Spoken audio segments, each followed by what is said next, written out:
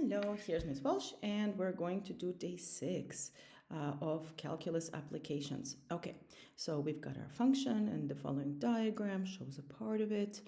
The x-intercepts are at 0 and p, and there's a max, and b occurs when x is equal to 1. So the first thing, determine the value of p. We need the x-intercept. Okay, I've already put the function in to make this video shorter, and then it took me a little bit of time to get a nice window, so the auto scale didn't work.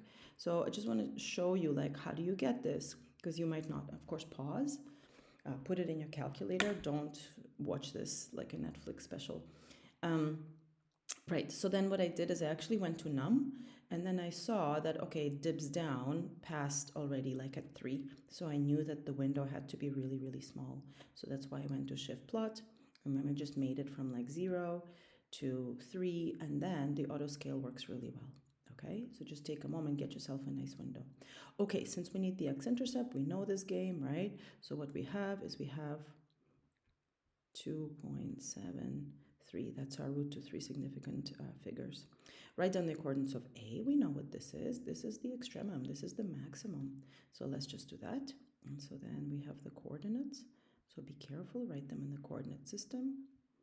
1.88 and 8.12. Okay, rate of change at A. Okay, so rate of change, as soon as you hear rate of change, remember that you're hearing derivative. Okay, and so what you're going to do is you're going to go to, it's a maximum, right? So actually, you know that the rate of change at the maximum is actually going to be 0. But nonetheless, if you did want to check it, I guess you would have to put in the whole value, hey? Anyway, it's a maximum, so it's 0. Okay, find the coordinates of B. Okay, what is B? Remember that B occurs when x is 1, so that's not a big drama. So what we're going to do is you can either go to, or you can go to 1, and you get your B to be 1, 4.5. Okay, next thing, so far pretty easy. Let R be the region enclosed by the graph F. That's this thing. The x-axis, line x equals B, and line x equals A. Remember, when it's in this form, x equals, this is the vertical lines, yeah? Write down the integral that represents the area of R, and then find the area. Okay, so let's find the area. So basically, it's bound by this, the function, and these vertical lines right here, and then x equals A, like this.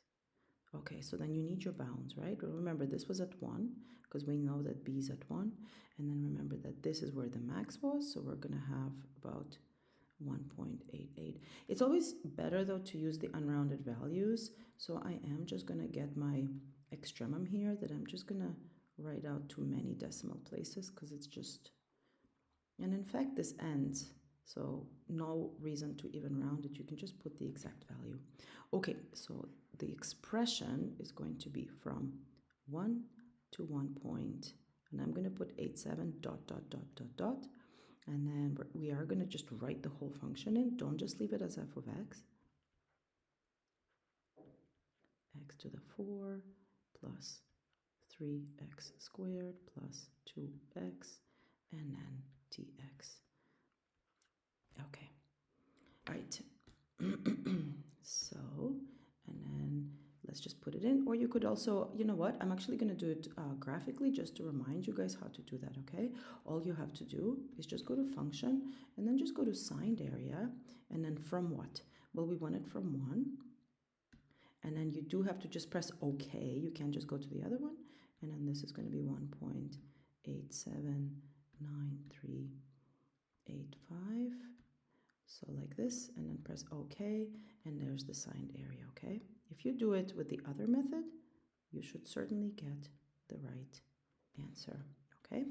So not a drama, but this is a good question because it incorporates both derivatives and integrals. And just a little reminder that when it says write down the integral, just make sure that you're writing down the bounds, the function, and dx at the top. No one needs to lose a mark for that.